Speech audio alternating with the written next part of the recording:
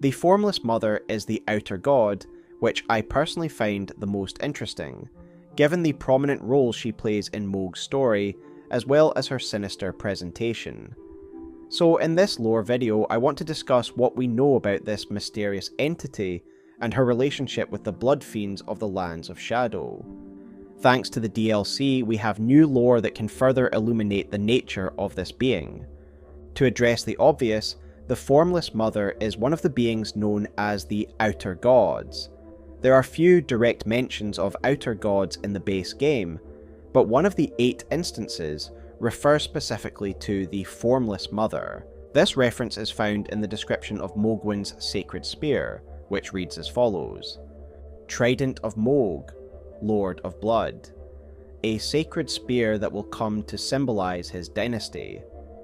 As well as serving as a weapon, it is an instrument of communion with an outer god who bestows power upon accursed blood. The Mother of Truth desires a wound. This, of course, immediately opens up one of the most debated topics in Elden Ring's lore community.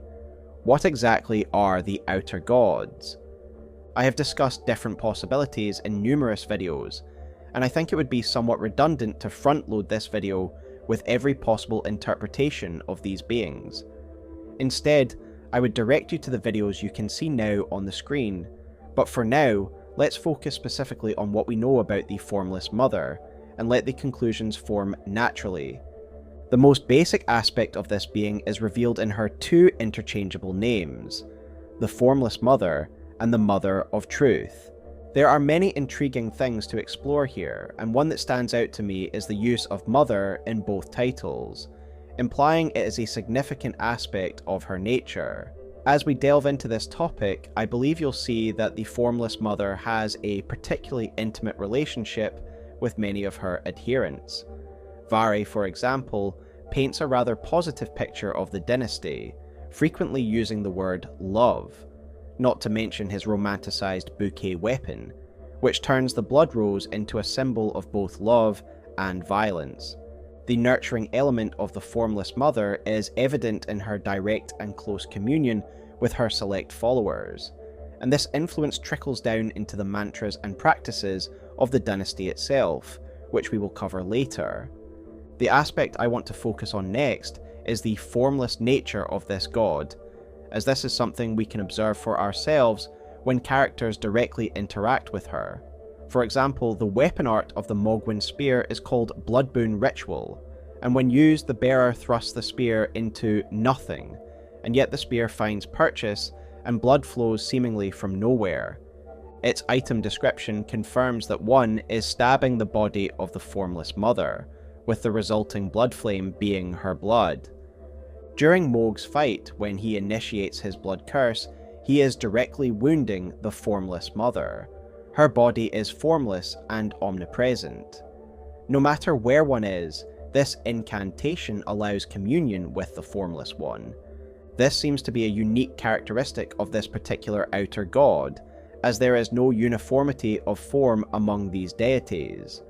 For example, the outer god of Rot appears to have once taken the form of a scorpion. We can assume that the form an outer god takes is reflective of the element they represent. Scorpions are often associated with poison, so it is unsurprising that this was a form the outer god of Rot adopted. In the case of the Formless Mother, her formless nature is more esoteric, but I believe it is meant to reflect the flowing mercurial nature of blood. Blood is a liquid that can run everywhere, just as the Formless Mother seems to flow everywhere alongside the mortal realm. Of course, we must also consider the medium through which this being communicates and spreads its influence: blood. We know that blood is the Mother of Truth's chosen medium because of her repeated desire for wounds, as indicated by the aforementioned Mohgwyn spear, which confirms this. Much of the practices, incantations, and imagery of the Mohgwyn dynasty centre around the spilling of blood. Therefore, we have identified 2 core elements of this being. It is formless, and it communes through blood. Many of the outer gods typically have a material through which their influence spreads, with the most obvious analogy being the outer god of Rot, and its scarlet rot. In areas where the Formless Mother's influence is strong, we can observe corrupted blood swamps and pustules. These fetid swamps are well described in the description of Swarm of Flies, which reads, "The new palace of the Lord of Blood lies in a swamp of festering blood, and these flies are said to spawn from excrement in that land. These swamps of festering blood breed corruption and parasites, yet they also allow the Formless Mother and her agents to extend their influence. I believe it is the influence of the Formless Mother that leads to the blood corrupting and changing the land and fauna around it. One need only look at the blood pustules and the afflicted life forms to see that this corruption is not natural. The blood swamps of Mohg Palace is what the world would look like under the rule of the Mother of Truth. Sanguine nobles are able to emerge from pools of blood, as they do in both Rose Church and Mohg Palace.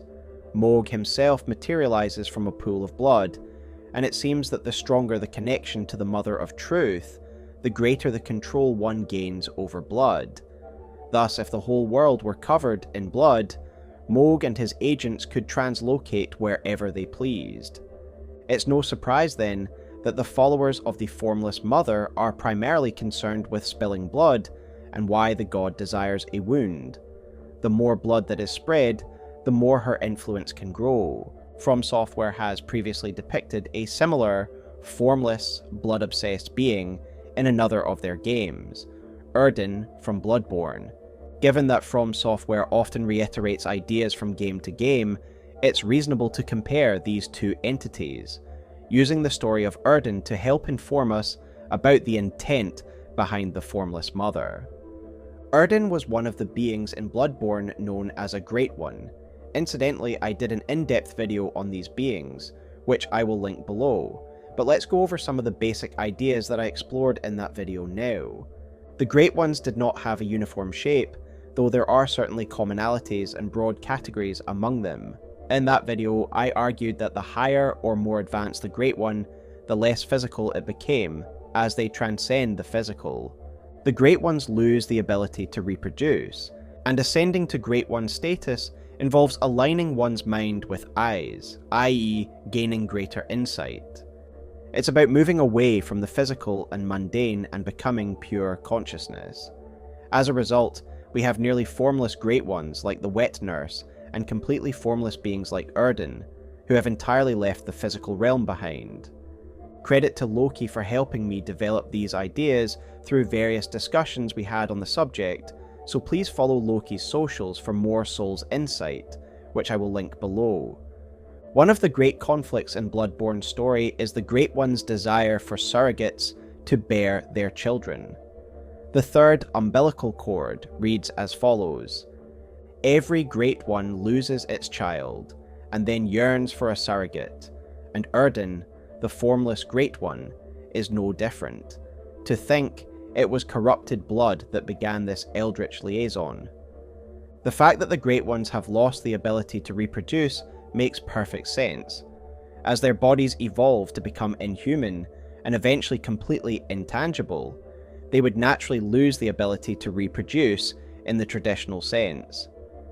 There is a point to this discussion, I promise, and it has to do with the latter part of the item description, which talks about Erden's interaction with blood. We obtain this specific third umbilical cord from Ariana after she has spent the night of the hunt in Erden Chapel. It's clear that Erden Chapel is a location where the Formless One is present, because as the night progresses, the pale blood moon erases the barriers between the cosmos and the material world, and Ariana becomes a surrogate for Erden's celestial child. The important element I want to focus on is that it was Ariana's corrupted blood that acted as the perfect medium for this liaison.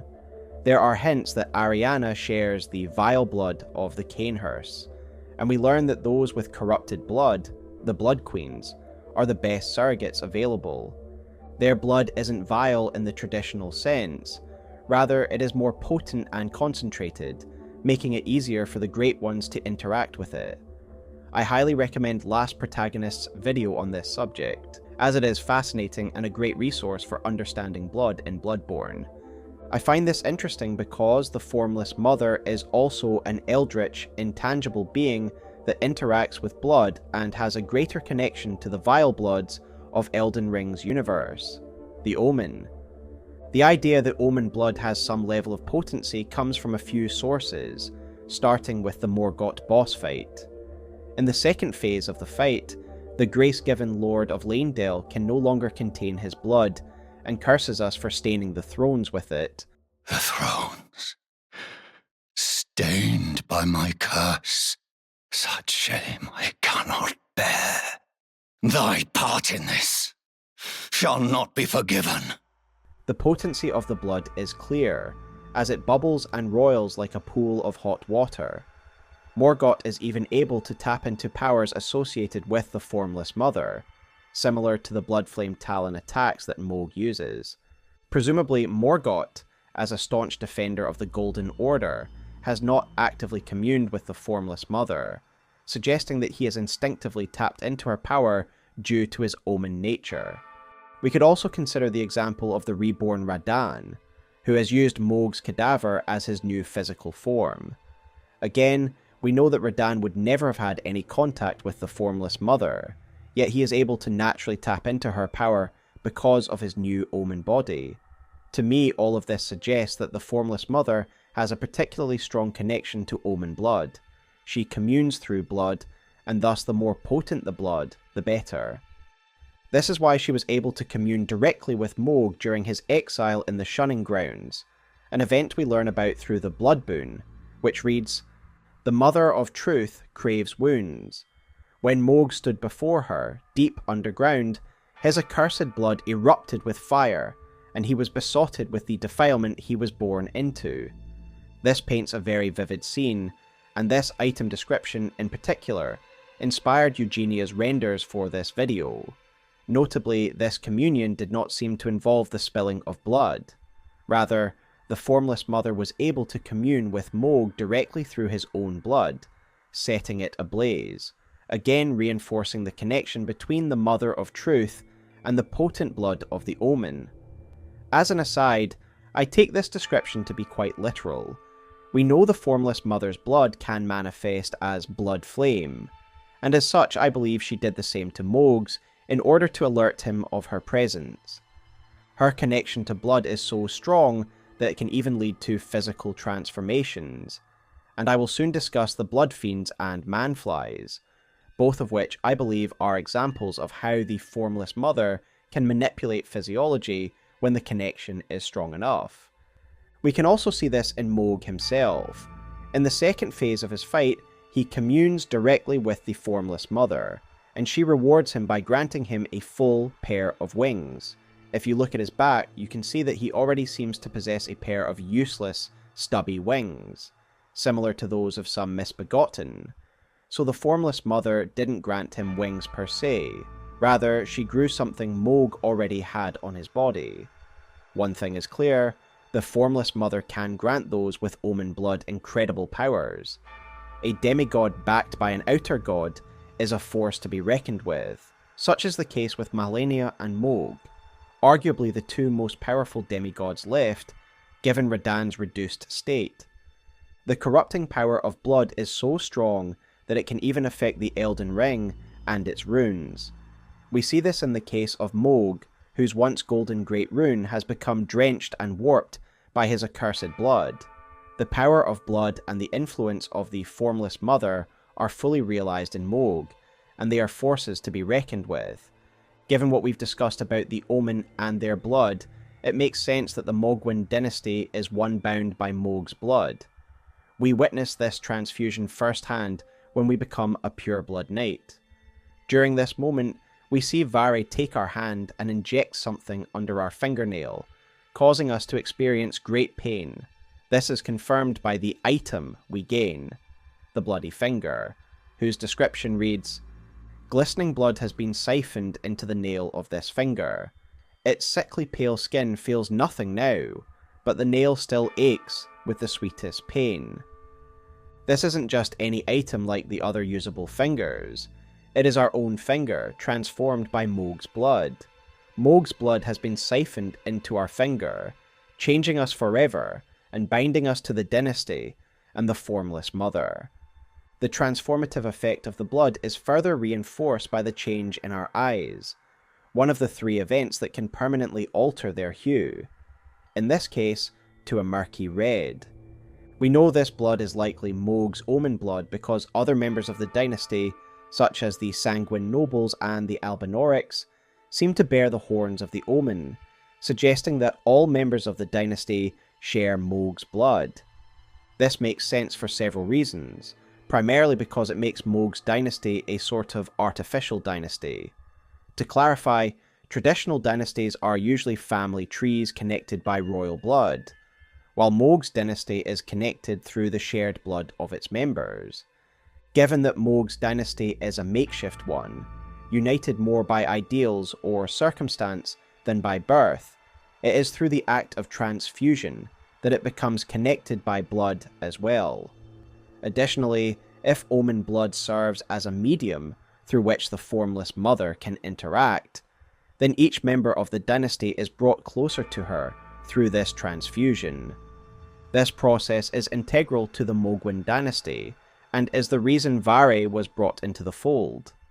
We learn this from the War Surgeon's gown, which reads, "Of the surgeons abducted by the Lord of Blood, none were able to tame the accursed blood.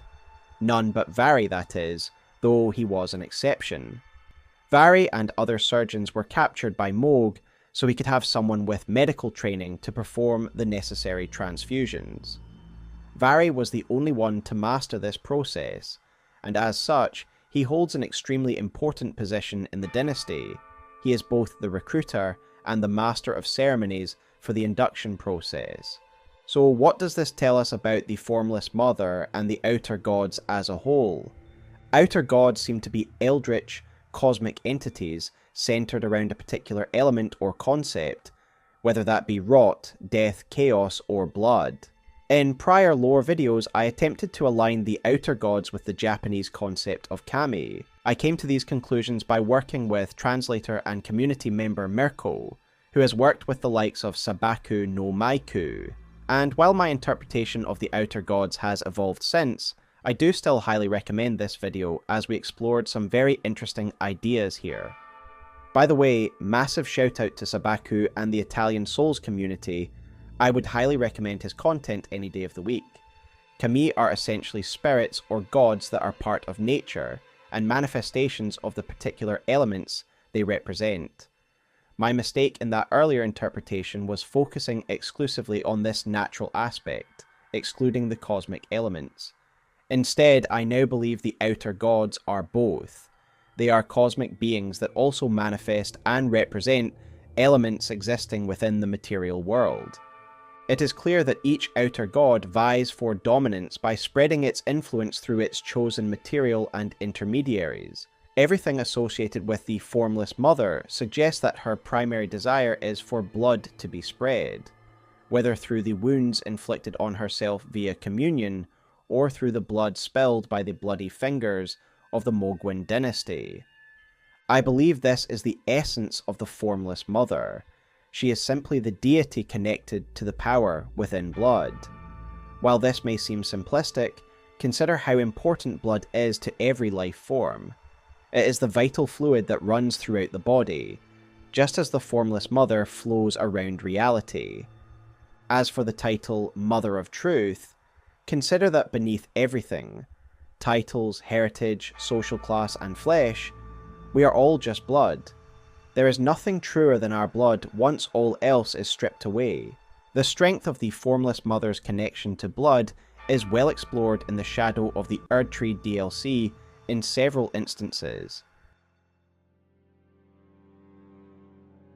Let's begin with the Bloodfiends, the most overt connection to the Formless Mother found in the expansion.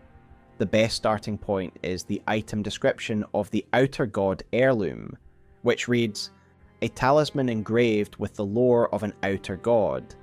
The clan, who lost everything in the Great Fires, peered upon the corpse of their ancestor, normally an act of sanctity, and saw in its shadow a twisted deity.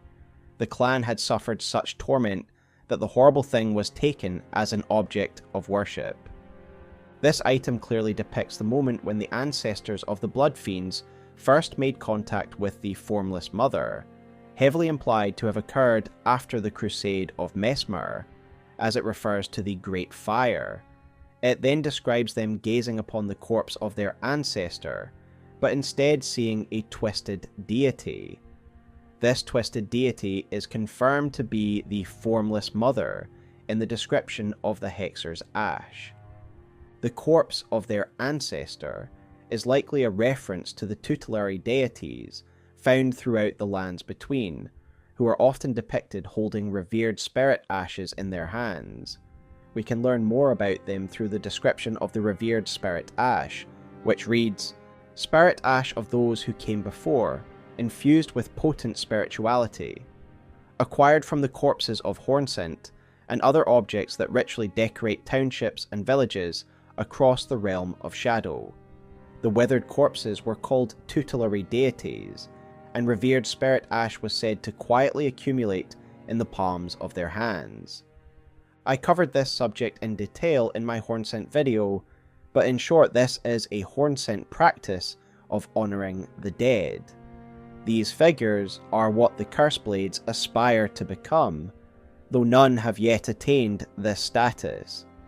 It seems that while the people sought comfort and guidance from their local deity following the brutal subjugation of their tribe, they somehow connected with the Formless Mother instead.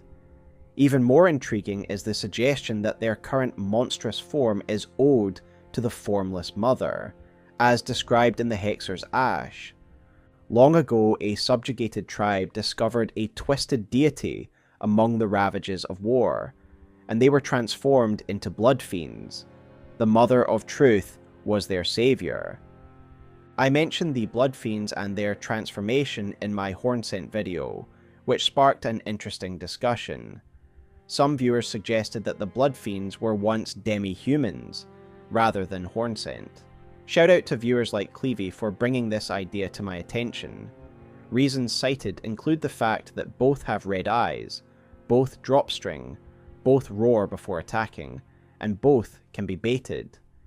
Additionally, we do see demi-human tribes within the lands of Shadow, including those led by a queen on the Cerulean coast. However, with all that said, and acknowledging that it is a strong possibility, I still lean toward the Bloodfiends originally being Hornsent. The main reason for this is the event described by the Outer God Heirloom.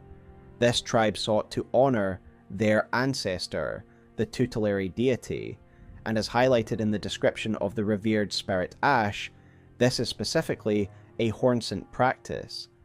To me, this almost outright states that it was a Hornsent tribe who turned to one of their revered deities in a time of great distress. As always, let me know your thoughts in the comments below. Either way, it is truly extraordinary that the Formless Mother possesses the ability to transform lifeforms in such a way. To me, this transformation seems to be an extension of her ability to manipulate blood. Additionally, as we've discussed, I believe the Formless Mother has a much stronger connection to the more potent blood of the Omen. My interpretation of the Hornsent is that they share physiological similarities with the Omen. Due to their exposure to the Crucible, they too have sprouted horns, and the only reason the Omen are considered Omen is because they were born in an era where the Crucible's prominence had been supplanted by the Erd Tree. As such, if the Formless Mother has a stronger connection to the likes of Mohg and Morgott, wouldn't it also make sense that she has a stronger connection to the Crucible-touched Hornsent, to the extent that she can manipulate their blood and bodies? In my opinion, this isn't the only instance of the Formless Mother warping the physiology of the Hornsent. As I suggested in my Hornsent video and accompanying short, I believe the Formless Mother is behind the fly ailment that has spread throughout the lands of Shadow. We know that the man-flies found throughout the lands of Shadow were once Hornsent because of the man-fly ashes, which read, "Afflicted Hornsent eventually metamorphosed into a fly-like form. It was believed that at the moment of transformation, they were relieved from their suffering." My reason for believing that this isn't just a random disease, but rather a malady spread by followers of the Mother of Truth, starts with the ailment talisman, which reads, "When the weak were infected with the dreaded fly sickness, they perished well before the metamorphosis could take hold. Oddly, those who cared for the infected and made certain they were given a proper burial were never afflicted themselves." I find the language used here very interesting, particularly the suggestion that it is odd that those caring for the sick somehow didn't catch the disease. In medieval times, before personal protective equipment, doctors often succumbed to the illnesses they were treating. So why didn't these healers catch it?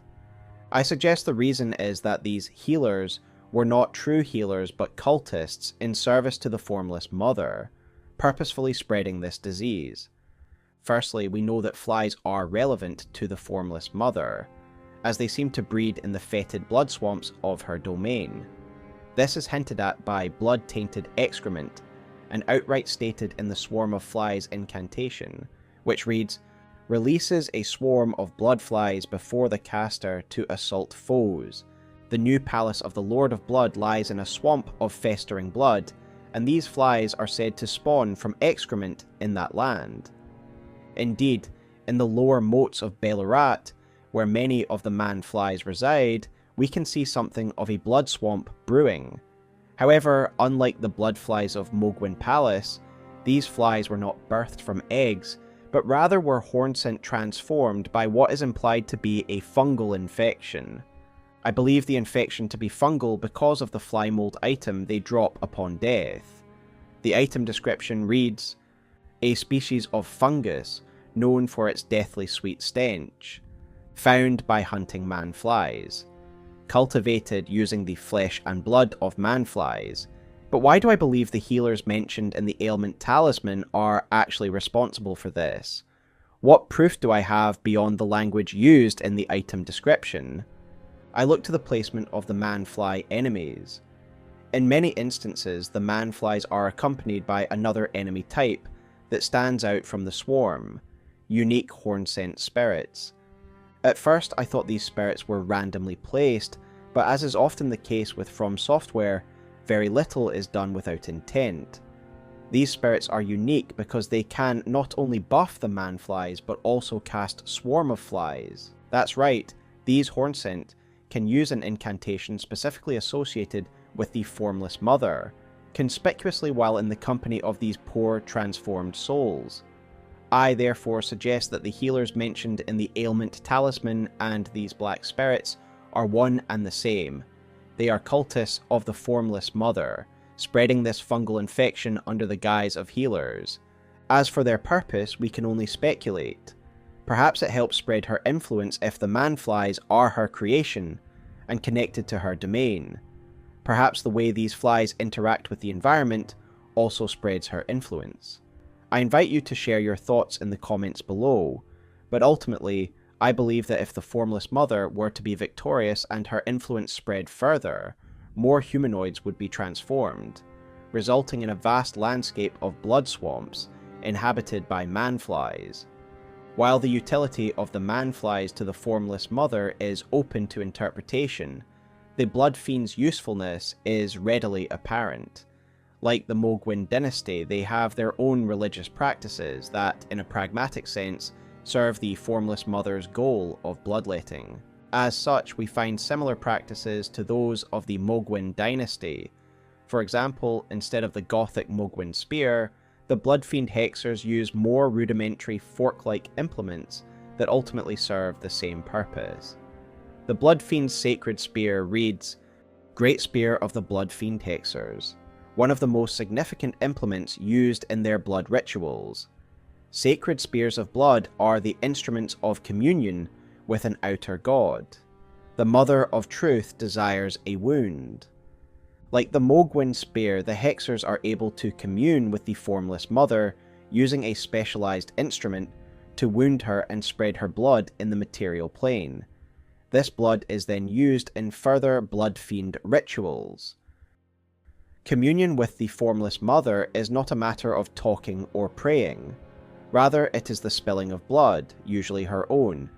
and it is easy to understand how her blood flowing into the mortal plane facilitates interaction between her and her mortal followers. However, like the Mohg dynasty, mortal blood is also demanded by this religion. Khorne cares not from where the blood flows, only that it does. While the Mohg dynasty employs its fearsome bloody fingers to spill the blood of others, the Bloodfiends seem to rely on blood sacrifice, even upon themselves. The second of the Bloodfiends' specialised implements, the Bloodfiend Fork, reads, "Weapon used by the Bloodfiends. 3 tines of carved bone spear the victim to provoke blood loss. A ritual implement for blood offerings to the Formless Mother. At times, the Bloodfiends will spill even their own blood using these forks." The Bloodfiends' penchant for sacrifice and bloodletting is reflected in one of their main sites of worship, found in Rivermouth Cave, which is actually one of my favourite side areas in the entire game. This cave contains a large congregation of Bloodfiends led by a chieftain, and the site features a sacrificial altar, with the entire area flooded with blood. As we see with Mohg Palace and Rose Church, vast quantities of blood allow the Formless Mother to take root in the world and corrupt it. Additionally, it seems they may dismember the Bloodfiends they sacrifice, as implied by the Bloodfiend arm weapon. Cannibalism is also suggested, as if you look carefully at the Bloodfiends of Prospect Town, you can see them eating the flesh of one another. Furthermore, the idea that the consumption of flesh is intertwined with their worship of the Formless Mother is reinforced by the item Sacred Bloody Flesh, which reads, "Raw meat soaked with blood, a delicacy of the Bloodfiends. The blood is said to have fallen from the Formless Mother's wound. Never will it dry, never will it rot." I also want to give a shout out to viewer Monsieur Dorgat for pointing out an error I made in my Hornsent video. In that video, I reflected on the Sacred Bloody Flesh, and implied that the flesh itself was that of the Formless Mother, suggesting a very intimate connection between them. However, as Monsieur Dorgat pointed out, it is the blood that comes from the Formless Mother, not the meat itself. The meat has been soaked in her blood. Whether this meat comes from the Bloodfiends themselves or from prey is irrelevant. What's important is that they consume both the blood of the Formless Mother, likely strengthening their connection to her. Such an act of communion could be seen as a dark parallel to the Christian act of the same name, where one imbibes the body and blood of Christ in the form of wafer and wine. This ritual is no doubt a crucial part of their religion, as evidenced by its position on the altar in Rivermouth Cave. What could be more divine than consuming the blood of your god? In short, the Formless Mother has a long history outside the Mohg dynasty, with the same goal of spreading blood and expanding her domain and influence. Thank you so much for watching this short Elden Ring lore video. This lore video is a segment from a much larger and longer video on my main channel, and a link to the full video can be found in the description. If you are interested in more Elden Ring lore content, then be sure to subscribe here and on my main channel Smowtown. But until next time, I will see you in the lands between.